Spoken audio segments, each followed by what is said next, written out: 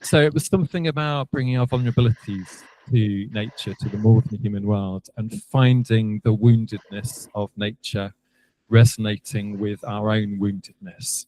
And I think that was where I wanted to bring it to connecting with the more than human world in the middle of Holy Week.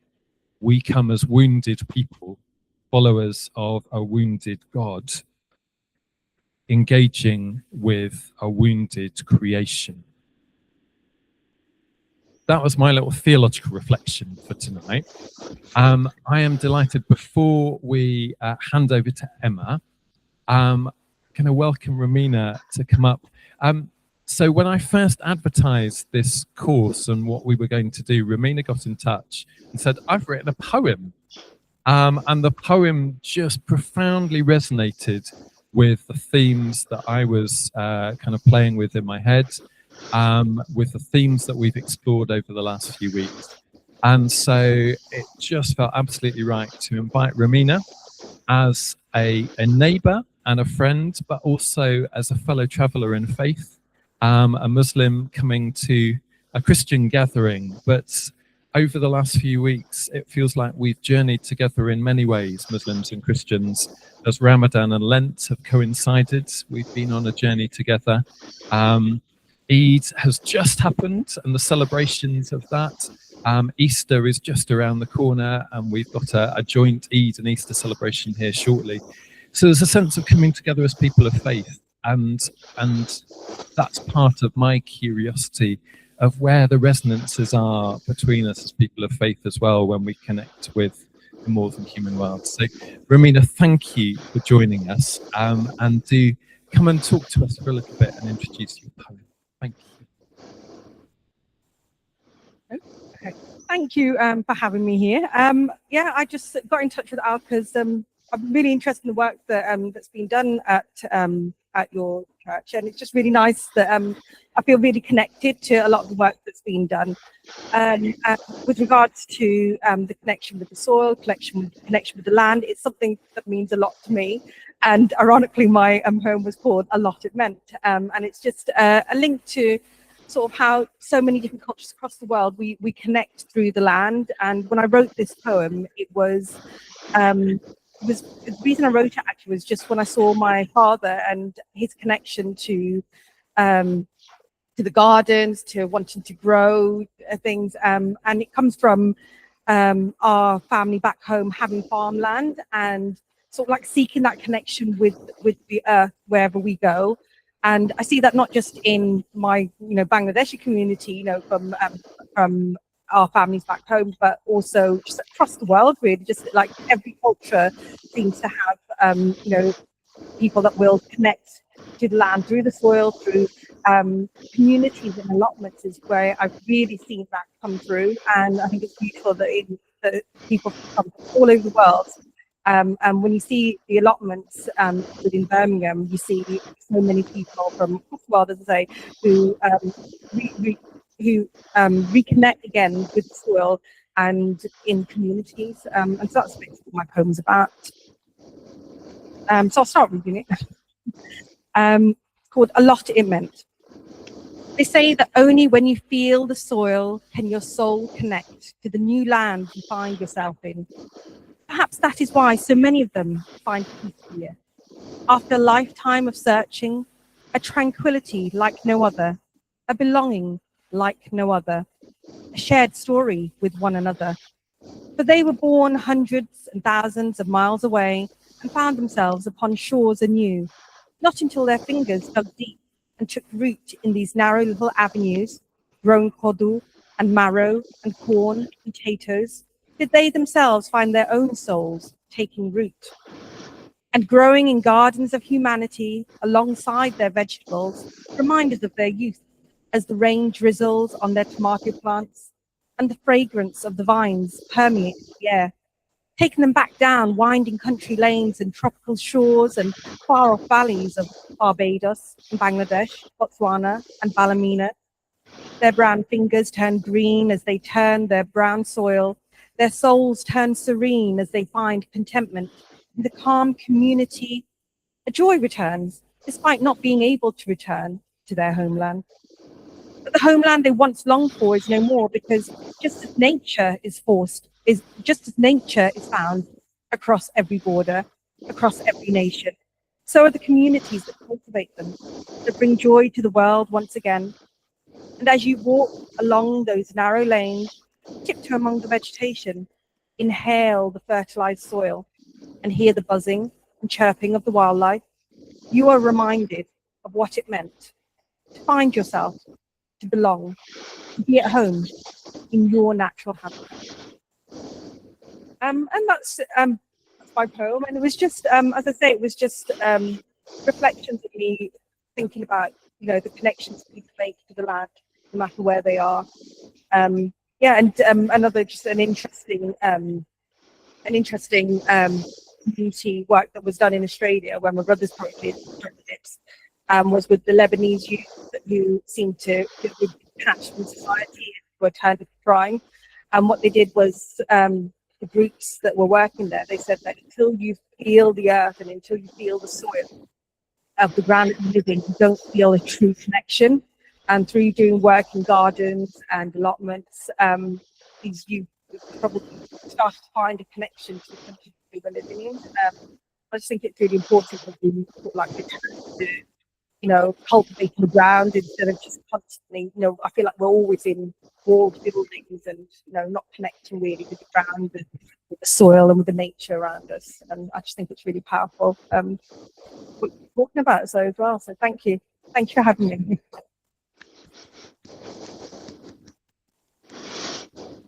Thank you so much, Rumena. Thank you for being with us for this exploration tonight. Now over to Emma. So again, as I was planning this course and looking for people to invite, out of the blue, I got a message from Emma saying, "This looks really exciting. I'd love to be part of it," and kind of semi-apologetically saying, "I hope that's okay." And I was absolutely delighted because Emma brings creativity in art and poetry, but also brings a particular perspective, firstly as a Christian pioneer minister, and secondly as a blind wheelchair user. And Emma said that she wanted particularly to explore that intersection of connecting with nature creatively, but also accessibly, say that word, accessibly, addressing one of the ways in which some human bodies are excluded from the more than human world around us. And we've explored, over the last few weeks, we've explored race, class, in the midst of colonialism and empire as other ways in which human bodies are excluded. And so it felt like a really fitting place to do some gathering together tonight. So I'm really excited to hand over to Emma. Thank you so much for joining us, and we're in your hands. Thanks, Val.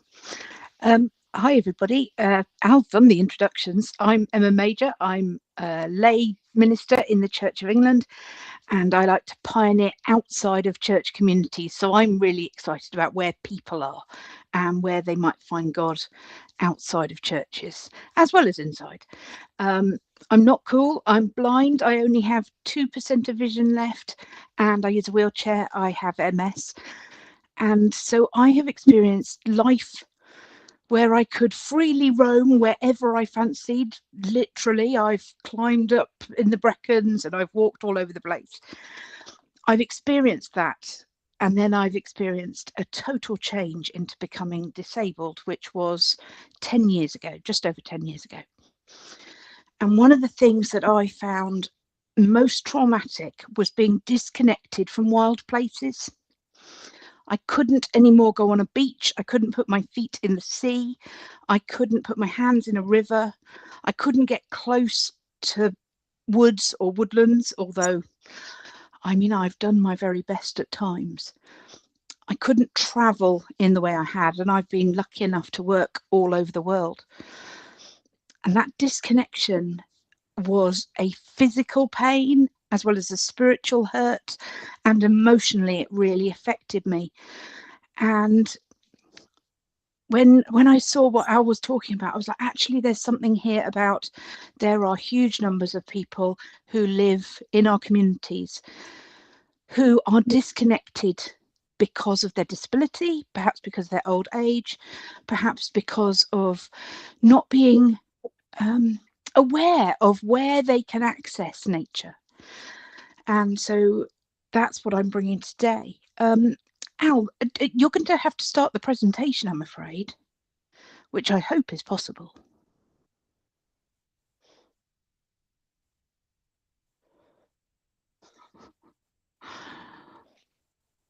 I'll keep yabbering on until it comes. Today, we're going to get creative about what we've heard over the last 4 weeks. I was lucky enough to speak to all the various presenters way before they came and spoke, and to hear about what they were going to share. And then I created a painting for each and some poems. Now, if you're in the building, you've had the paintings right close in front of you, or for each of the weeks. So I'm just going to quickly share what I created and why. So Al, next slide, please. The first one is from Leah's talk about common people. And this really touched me because I realised I spent most of my childhood free reining it, running around, pond dipping, cycling, climbing trees, you name it, on common land. And I didn't even realise that it was a gift. Neither did I realise, having moved away through 35 years ago, that common land is no longer accessible. And so I wrote this haiku. I am a haikuist. I write haiku all the time. My friends say I speak in haiku now. Transported in time, free to explore with nature, no boundaries found. And I was really touched by Leah speaking about how our country has been so fragmented. And if we go to the next image, so the people online can see, this is a painting from my memory. I remember there's this big pond in the common near where I grew up, and the trees surround it. And we used to abandon the bikes and climb between the trees and go pond dipping. And it was an amazing way of escaping real life and then discovering real life, where life really was, and the awe and wonder of that. So that's what struck me from that week. The week after, we had Marshall talking about uprooting. She spoke about English country gardens, and I've been dragged around my fair share of English country gardens as a young person. And I was mostly taken with how she was trying to find herself as she moved into this place, and how this English country garden didn't feel natural to her. Well, it never really felt natural to me. Journeying slowly, appreciating changes beyond the senses. I'm lucky enough, I live near Reading, and we have a garden. It's a small garden, but it's wild now. Some might say unkempt, but the bees love it, and the birds love it, and the butterflies adore it. And I love how it is nothing like the painting you're about to see, which is a pretty traditional image of an English country garden. Al, could you move it on for me, please? Thank you.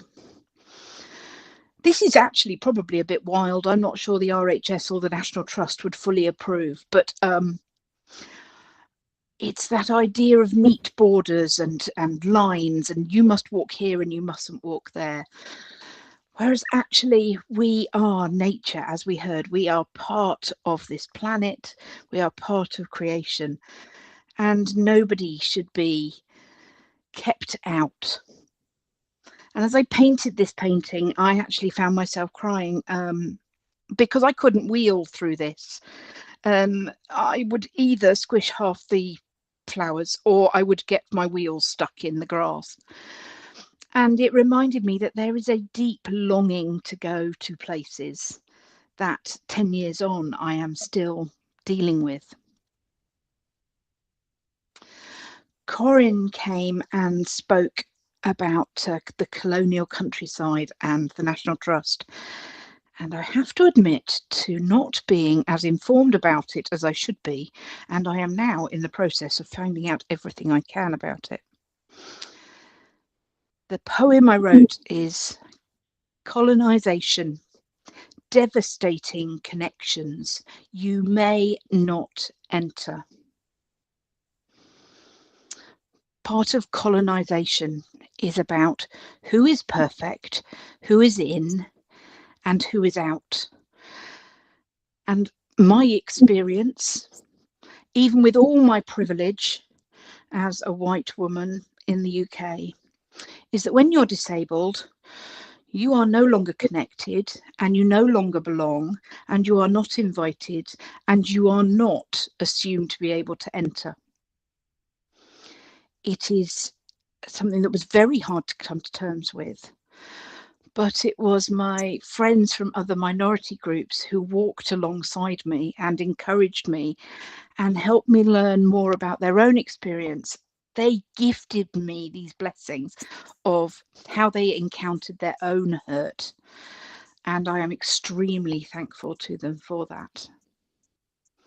The painting you're about to see, I needed to show the hurt, and I'm going to say it, the blood of the slave trade, of the colonial era, of all that was taken from people so that others could build huge houses in perfect locations. I was fearful to show this to Corinne. I was worried that I was being overly dramatic, but she told me she appreciated it and she could see how that was touching me. And then the final week, last week, when we all got to write poetry, which is something I'm going to invite you to do again today, was Dal speaking about how we are nature and nature needs us and we're all connected. Dal didn't actually speak about it quite so much, but when we spoke beforehand, she talked to me about walking on the Dales, and I used to do that all the time. I was in university in Manchester, so where she was coming from Sheffield, I'd come down from Manchester and go and walk, and it brought back amazing memories of walking in places where she now walks. Heather fills the air, warmed by long hot summer days, transported again. And the image is, it's not real. I don't think it's real. It might come from my memory, but it's very much my imagination of how I remember it being out in the wild. Rocks that are millions of years old, and then this heather, the scent of it, I can remember it. And the blue skies. I imagine, well, if the weather up in the Midlands was the same as it was down here last week, I can imagine that there could have been sights like this for those who were walking. So that's how I was inspired by the people who spoke. Just want to share a little bit of I'm just going to share a few poems of my own and a few paintings before I turn this session over to you so that you can think about how you might like to creatively respond. So when I connect with nature, I love the sea. There are certain places I can go where I can get close enough that my hair can end up with some salt in it. So this haiku: wide sea and sky sing, welcoming all to take time, finding God in peace. Nature is where I find God.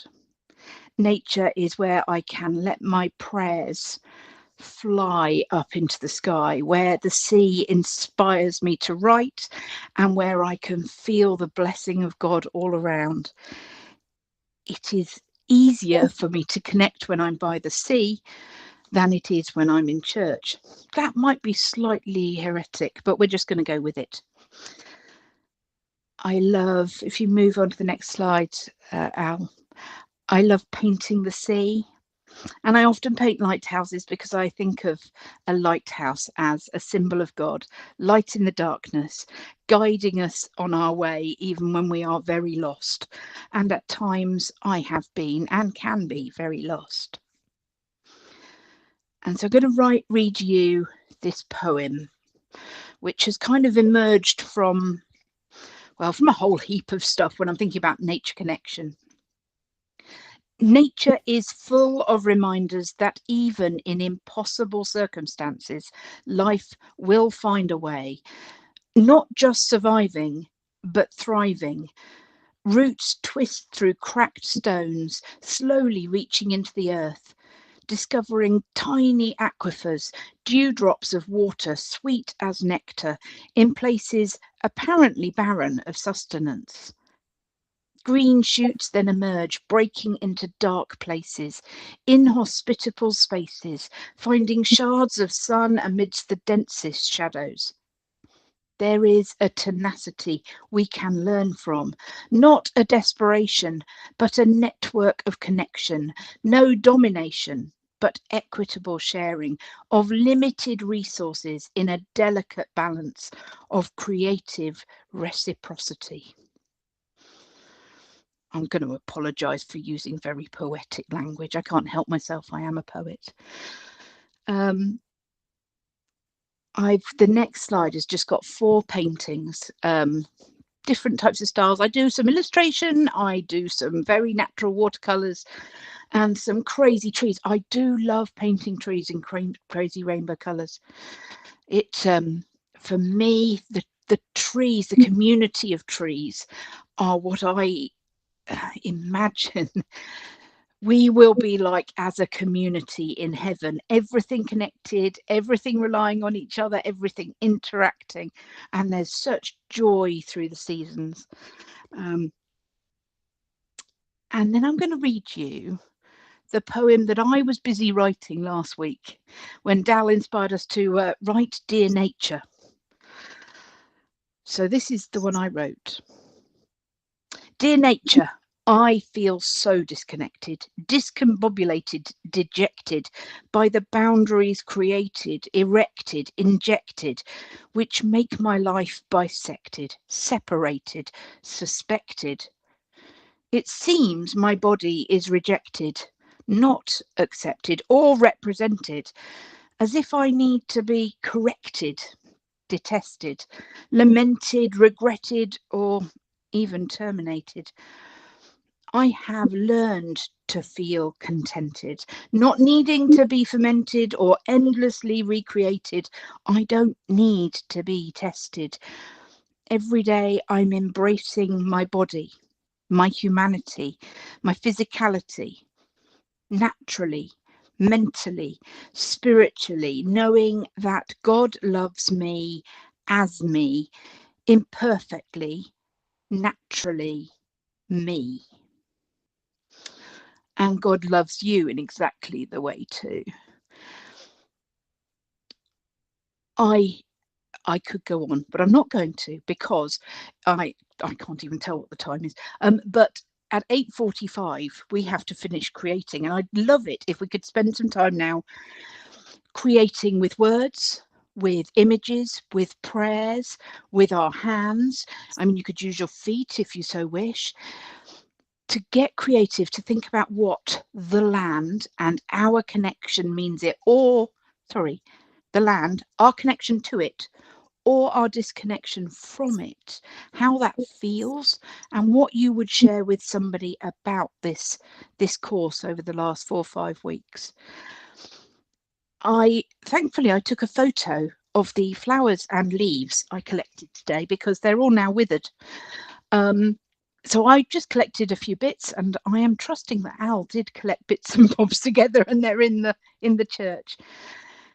And one of the things I did was I've done some prints, which you saw on the picture, on some air dry clay. Now, I'm not expecting you to have air dry clay, but if at some point you get some and fancy leaf printing, it is a wonderful thing to do. So Al, what have you got in terms of resources? What can people have a play with in the building? And I'm hoping people online have got some resources themselves. So what we have here is a garden that people can go and wander in shortly. We also have crayons and pencils and paints and watercolors and yes, and lots of paper and sellotape. So we have stuff to play with here, and we have a garden that people can go and have a look at what's fallen on the ground or what's lurking in the mud that they might want to use as well. And I love that word play. I always say to people, when you're getting creative, just pretend you're your 3-year-old self. You cannot beat getting into your toddlerhood and playing in a creative way. It's not about what you produce today, although it'd be lovely to hear things, to see things if you produce them. It is about the process. Connect with how you're feeling and connect with the land around you. And let's see where that takes us. Has anyone got any questions? Any questions here? No, all good. So